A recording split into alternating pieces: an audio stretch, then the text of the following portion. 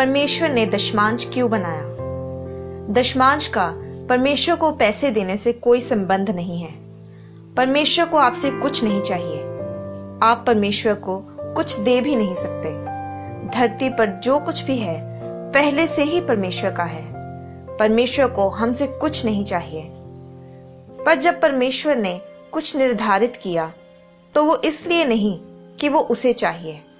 दशमांश और दान इंसानों के लिए परमेश्वर का मैनेजमेंट ट्रेनिंग प्रोग्राम है। परमेश्वर को हमसे एक पैसा भी नहीं चाहिए, पर फिर भी उसने कहा कि हर चीज का 10वां हिस्सा मेरा है। पर हम सिर्फ पैसों का सोचते हैं और ये हमारी प्रॉब्लम है। अगर आप जूतों की 10 जोड़ियां खरीदते हैं तो उनमें से एक आपकी नहीं है। अगर आप 10 ड्रेसेस खरीदते हैं तो उनमें से एक आपकी नहीं है। अगर आपने 10 फल खरीदे हैं तो उनमें से भी एक आपका नहीं है।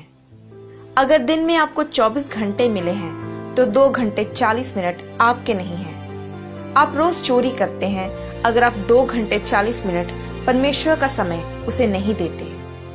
आप एक दशमांश चोर बनते हैं जो परमेश्वर का समय चुरा रहा है। आप टीवी देखते हुए 2 घंटे 4 घंटे 8 घंटे निकाल देते हैं और परमेश्वर को वो 2 घंटे 40 मिनट नहीं देते जो उसी के हैं। आप 2 घंटे 40 मिनट भी मैनेज नहीं कर सकते। आप पैसों का सोचते हो, पर पैसा आपकी प्रॉब्लम नहीं, मैनेजमेंट आपकी प्रॉब्लम है। परमेश्वर आपको किसी भी समय वो ड्रेस देने के लिए कह सकता है, उनमें से एक आपकी नहीं है। तो दशमांश और दान पैसों के बारे में नहीं, पर मैनेजमेंट के बारे में है। परमेश्वर ये कहता है कि क्या आप लगातार हर चीज का 10% मेरे लिए निकाल सकते हैं? हर चीज का 100% परमेश्वर का है। अगर आपको 10,000 रुपए मिले हैं तो उनमें से 10,000 ही परमेश्वर के हैं। परमेश्वर ने आपको 10% निकालने को कहा और आपके पास बचे 90%, पर वो सब 100% परमेश्वर के ही हैं। तो फिर अगर वो 10,000 परमेश्वर के ही हैं तो वह क्यों आपको 10% निकालने को कहता है? ये बात उस 1,000 रुपए की नहीं है जो आप निकालेंगे, पर आपकी उन पैसों को निकालने की काबिलियत के बारे में है।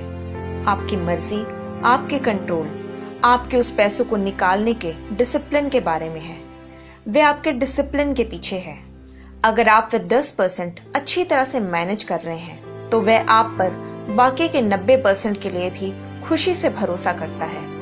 पर क्योंकि आप 10% में विश्वास योग्य नहीं रहते तो आप बाकी का 90% भी गवा देते हैं, जिसके कारण आपके पास कुछ नहीं रहता। तो फिर आप परमेश्वर को बताते हैं कि इस महीने के दशमांश मैं नहीं दे पाऊंगा क्योंकि इस पर पैसों में बहुत तंगी आई है। तो परमेश्वर भी कहता है कि तुम बोल क्या रहे हो?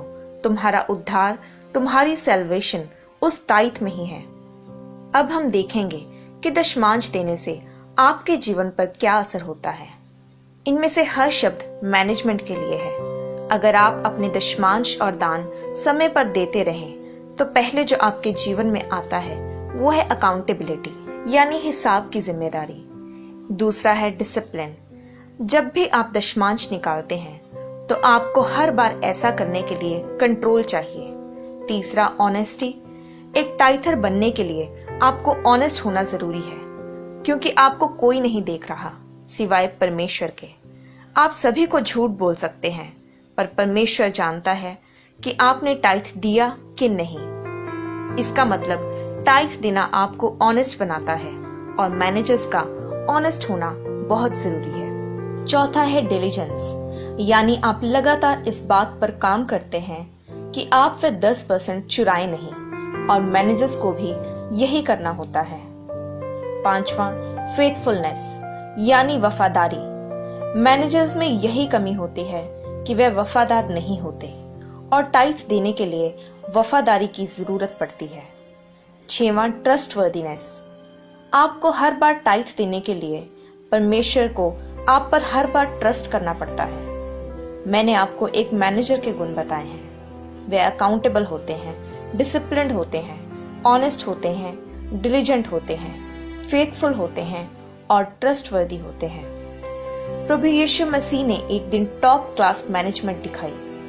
एक दिन जब 5000 लोग एक जगह पर थे और वे सब भूखे थे और ये औरतों और बच्चों को छोड़कर सिर्फ पुरुषों की गिनती थी, तो वह तकरीबन 12,000 लोग होंगे और वह उन्हें कुछ खाने को बांटने वाला था।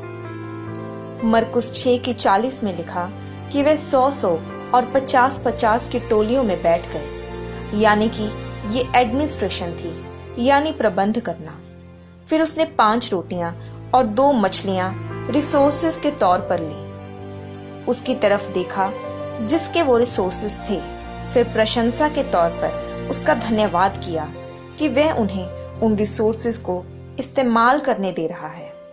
इसका मतलब कि वह चीजें आपकी नहीं हैं, पर वह किसी और की अमानत हैं।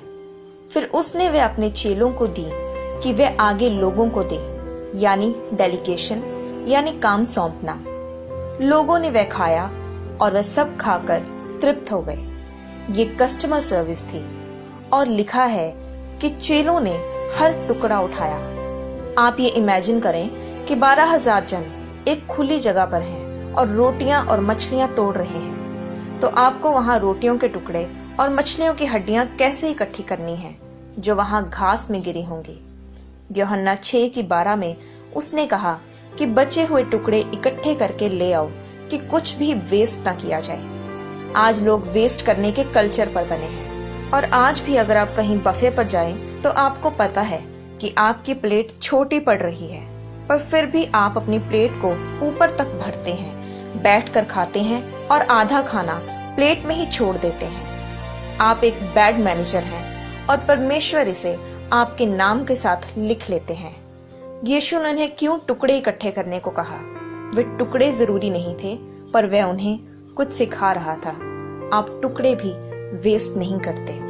परमेश्वर के वचन से रिलेटेड और भी वीडियोस को देखने के लिए आप हमारे चैनल जीसस टीवी को सब्सक्राइब करें और नोटिफिकेशन के लिए आप बेल आइकन पर क्लिक करें।